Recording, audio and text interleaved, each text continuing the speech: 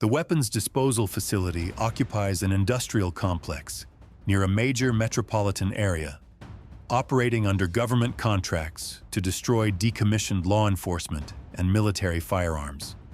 The company has held contracts with police departments across 5 states for 15 years, providing certified destruction services for weapons that departments retire from service due to age, damage, or replacement with newer models.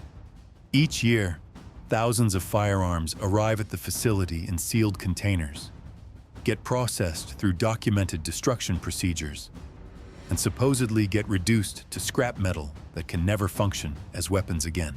The facility owner presents himself as a professional committed to public safety through proper weapons disposal.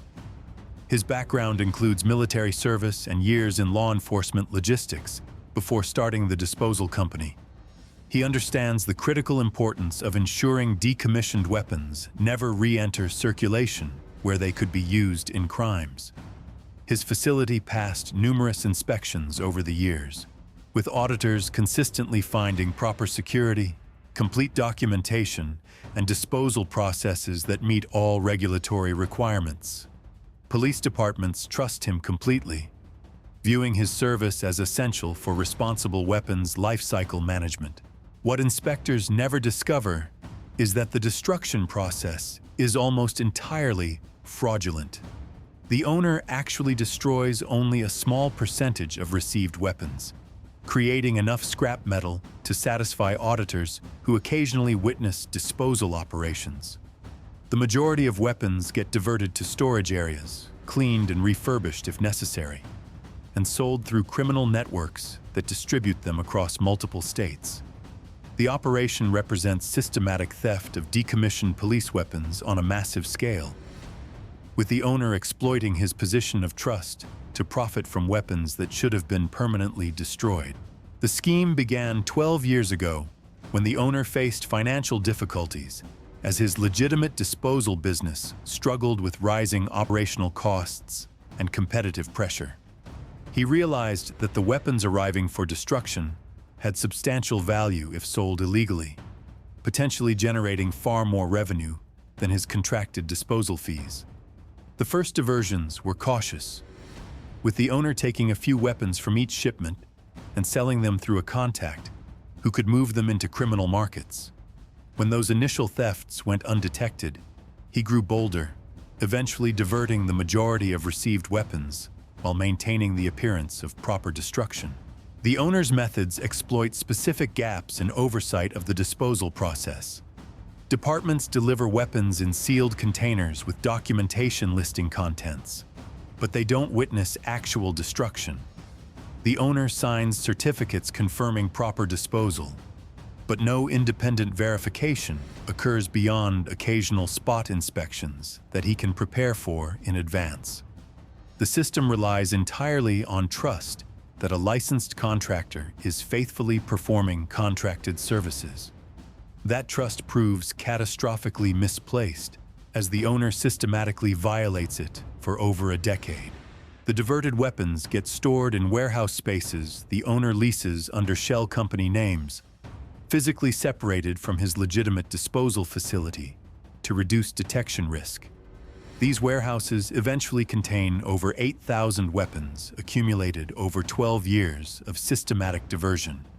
Most are handguns that police departments retired after years of service, but the inventory also includes rifles, shotguns, and specialized weapons from SWAT units. The weapons retain police department markings and serial numbers, making them identifiable as law enforcement property if anyone examines them carefully. The owner recruits distributors who move the stolen weapons into criminal networks across 7 states. These distributors understand they're purchasing weapons that should have been destroyed, but the below-market prices and police-grade quality make them attractive inventory for illegal markets. The distributors pay the owner wholesale prices, typically $200 to $300 per weapon, then resell to dealers in criminal networks who distribute to end users. The system creates multiple layers between the owner and final buyers, providing some insulation if investigators trace weapons back toward their source. The scale of theft generates enormous illegal profits that dwarf the owner's legitimate business revenue. Over 12 years, he diverts over 8,000 weapons, generating illegal proceeds exceeding $3 million. The money allows him to maintain his disposal business, even as competitive pressure makes it barely profitable, using illegal proceeds to subsidize legitimate operations. His improving lifestyle includes property purchases, luxury vehicles, and investments that should raise questions given his business's modest reported profits. But no authorities notice the discrepancies until much later. Federal investigators first become aware of the problem when retired police weapons begin appearing at crime scenes across multiple states. Forensic examiners notice that firearms used in serious crimes bear law enforcement agency markings and serial numbers corresponding to weapons supposedly destroyed years earlier. The pattern initially seems like isolated failures in disposal procedures at specific departments. But as more examples accumulate, investigators recognize a systematic problem suggesting coordinated diversion rather than scattered administrative errors. The ATF launches a comprehensive investigation after identifying over 40 crime guns that should have been destroyed, but instead circulated in criminal networks.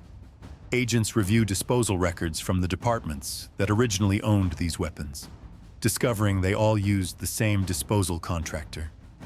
The common factor makes the contractor an obvious focus for investigation, though initially agents consider that the problem might result from theft during transportation or inadequate security at the contractor's facility, rather than systematic fraud by the owner himself.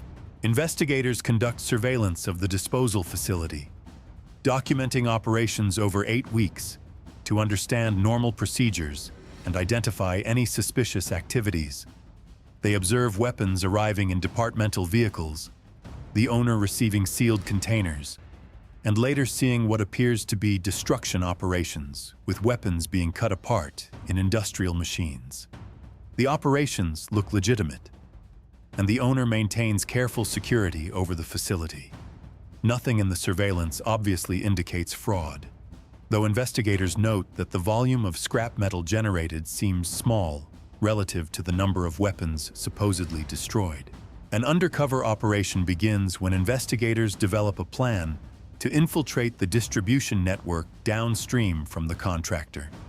An agent poses as a dealer seeking reliable weapon sources, making contact with individuals known to traffic in illegal firearms. Through these contacts, the agent eventually connects with one of the distributors who purchases from the disposal contractor. The distributor, believing the agent represents a reliable buyer, eventually offers to sell weapons described as police trade-ins, available in quantity at attractive prices. The first purchase reveals the scope of the fraud immediately. The agent receives 3 handguns, all bearing police department markings and serial numbers that investigators verify correspond to weapons sent to the disposal contractor years earlier for destruction. The weapons came with no documentation, sold as untraceable firearms despite their clear law enforcement origins. The distributor explains that his source has steady supply of such weapons and can provide larger quantities if the agent's demand increases. Each detail further implicates the disposal contractor as the source. Additional purchases over 10 weeks allow investigators to document the distribution system and trace the supply chain back toward the contractor. The distributor provides weapons from multiple police departments across different states, all supposedly destroyed by the same contractor at different times over several years. The pattern proves the diversion is systematic and long-running rather than opportunistic theft of occasional shipments. The investigation expands to identify other distributors purchasing from the contractor and map the full scope of weapons diversion. Financial forensics teams analyze the contractor's business records and personal finances. They discover significant discrepancies between reported business income and the owner's lifestyle and investments. Bank records show structured cash deposits suggesting unreported income, with amounts and timing patterns inconsistent with legitimate disposal business revenue. The owner purchased multiple properties and made substantial investments over the years, activities that couldn't be supported by his business's reported profitability. The financial evidence strongly suggests illegal income sources supplementing his legitimate business earnings. Investigators obtain warrants to search the warehouses the owner leases under shell company names. Before executing these warrants, they conduct surveillance to document activity at these locations. They observe the owner visiting warehouses regularly, sometimes bringing trucks that could transport weapons. The locations have security systems and limited external markings, consistent with storage of valuable illegal inventory. The surveillance builds the case that these warehouses contain diverted weapons rather than legitimate business materials. The search warrant applications require careful preparation because the investigation involves potential fraud in government contracts spanning 12 years and 7 states. Prosecutors work with investigators to document the full scope of evidence.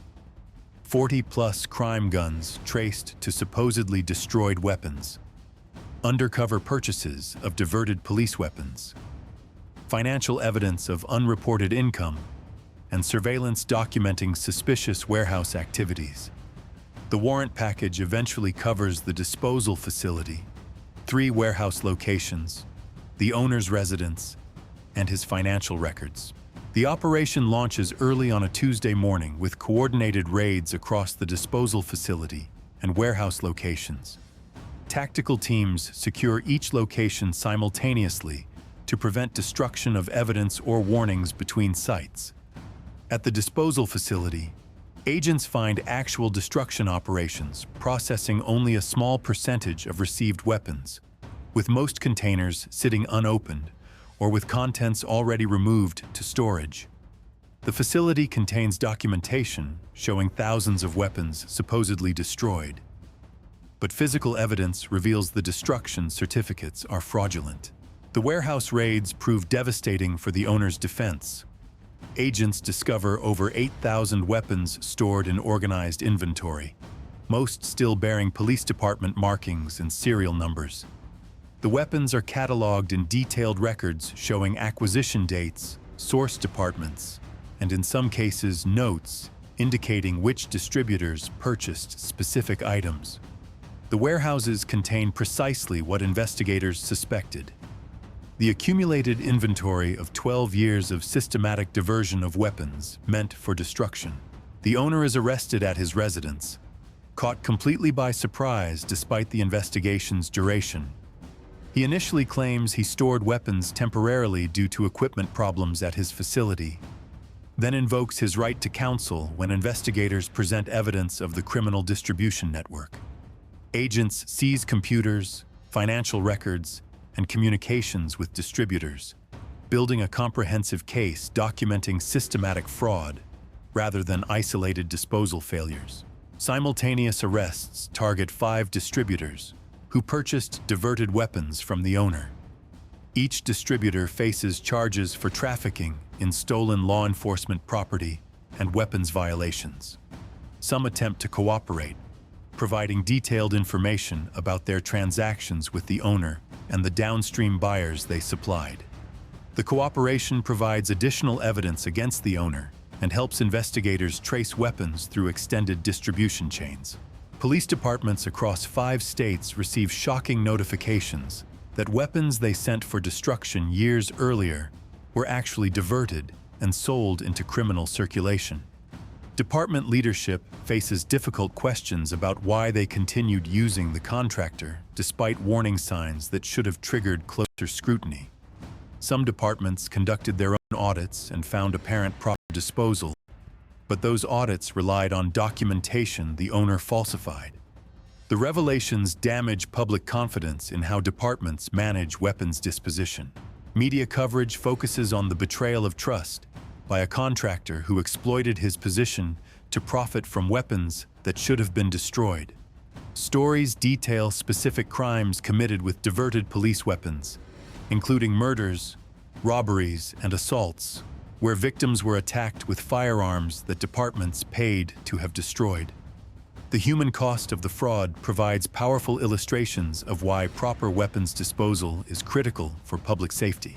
Congressional hearings examine how the fraud continued for 12 years, despite existing oversight mechanisms. Legislators question representatives from police departments and regulatory agencies about inspection procedures and contractor oversight.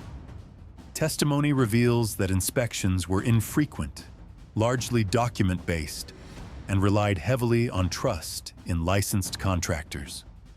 The hearings lead to calls for enhanced verification procedures, including independent witnessing of destruction operations and better tracking of weapons through final disposal. The investigation expands to trace diverted weapons through criminal networks extending beyond the 5 states where departments originally contracted for disposal. Some weapons traveled across the country through multiple resales before appearing at crime scenes or getting recovered during other investigations. Federal agents work with state and local police nationwide to identify all diverted weapons still in circulation, attempting to recover them before they're used in additional crimes. The effort becomes a multi-year project as agents trace thousands of weapons through complex distribution chains. Trial proceedings begin 11 months after the arrests. The owner faces dozens of charges including fraud, theft of government property, weapons trafficking, money laundering, and conspiracy. Prosecutors present overwhelming evidence including the 8,000 weapons recovered from warehouses, falsified destruction certificates, financial records showing millions in illegal proceeds, testimony from cooperating distributors, and recordings from undercover purchases. The owner's defense argues that disposal procedures were unclear, and he made mistakes but lacked criminal intent, an argument that fails against evidence of systematic diversion over 12 years. Conviction comes after a 5-week trial. Jurors find the owner guilty on all counts, determining beyond reasonable doubt that he deliberately defrauded police departments and profited from weapons that should have been destroyed. Victims of crimes committed with diverted weapons attend the verdict, finding some measure of justice in seeing accountability for fraud that enabled violence against their families. Sentencing occurs 6 weeks after conviction. Federal guidelines call for substantial prison time given the duration of fraud, the quantity of weapons diverted, the breach of public trust, and the violent crimes enabled by the stolen weapons.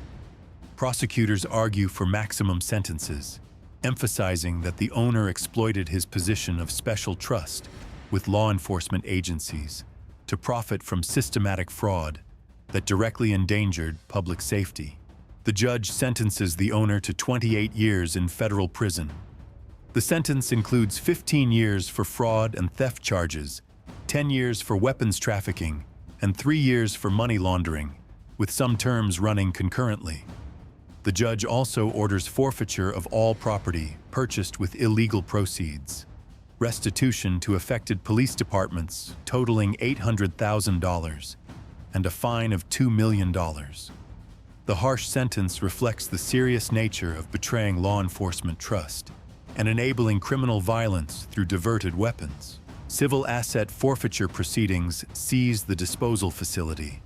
All warehouse properties, vehicles, and financial accounts containing illegal proceeds. The total value exceeds $4 million, with funds distributed to affected departments and victims of crimes committed with diverted weapons. The disposal facility is sold to a legitimate contractor who implements enhanced security and verification procedures designed to prevent any future fraud. The distributors receive sentences ranging from 8 to 15 years, depending on their involvement level and cooperation with investigators. Those who provided extensive testimony against the owner and helped trace weapons through distribution networks receive reduced sentences. All face permanent prohibitions from firearms-related business activities. The comprehensive prosecution dismantles the entire network that enabled systematic diversion over 12 years. Police departments implement sweeping reforms in how they manage weapons disposal. New procedures require multiple department personnel to witness actual destruction operations. with video documentation of destruction processes. Departments begin using contractors who allow real-time remote monitoring of disposal operations through surveillance systems. Some departments establish in-house destruction capabilities to eliminate reliance on potentially fraudulent contractors. The goal is ensuring disposed weapons are actually destroyed rather than diverted. Industry organizations representing disposal contractors support enhanced oversight despite the additional costs and administrative burdens. Professional contractors recognize that fraud by one operator damages the entire industry's reputation and creates pressure for regulations that affect all businesses. Trade associations develop certification programs and best practices emphasizing transparency, independent verification, and comprehensive documentation. Insurance requirements tighten substantially for disposal contractors, with policies requiring specific security measures and audit procedures. Federal legislation enhances penalties for fraud in weapons disposal contracts and creates mandatory verification requirements for contractors handling law enforcement weapons destruction. The laws require independent third-party verification of destruction operations and digital tracking of weapons from department possession through final verified destruction.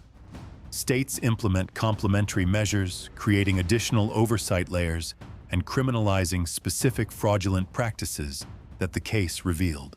3 years after the initial raids, federal agents continue recovering diverted weapons as they appear in investigations and crime scenes nationwide. Each recovery provides additional evidence of the fraud's scope and sometimes leads to arrests of individuals who knowingly purchased stolen police weapons. The full inventory of diverted weapons will likely never be completely recovered, with some remaining in criminal circulation indefinitely. For the police departments that contracted with the fraudulent disposal service, the scandal creates lasting impacts on public trust and internal procedures. Some departments face civil litigation from victims arguing that inadequate oversight of disposal contractors contributed to crimes committed with diverted weapons. Department leadership implements enhanced contractor vetting procedures and oversight mechanisms designed to prevent future fraud. The case becomes required training material for personnel responsible for weapons lifecycle management. The owner's family suffers consequences beyond his imprisonment. His wife divorces him within a year of conviction, seeking to protect assets not subject to forfeiture and distance herself from the scandal. His adult children face social stigma and employment difficulties due to their father's crimes. The family's financial situation collapses as forfeiture proceedings seize property and illegal proceeds, leaving them with minimal assets to rebuild their lives. Appeals focus on challenging the severity of the sentence and arguing that unclear disposal standards should mitigate culpability. Appellate courts reject these arguments, finding that the owner clearly understood his responsibility to actually destroy received weapons and deliberately chose to defraud departments for profit. The conviction and sentence become final, with the owner currently serving time and projected release not until the 2040s. 5 years after the case, the disposal industry operates under substantially enhanced regulation and oversight. Legitimate contractors embrace transparency measures and verification requirements. Recognizing these protections benefit honest operators by making fraud more difficult.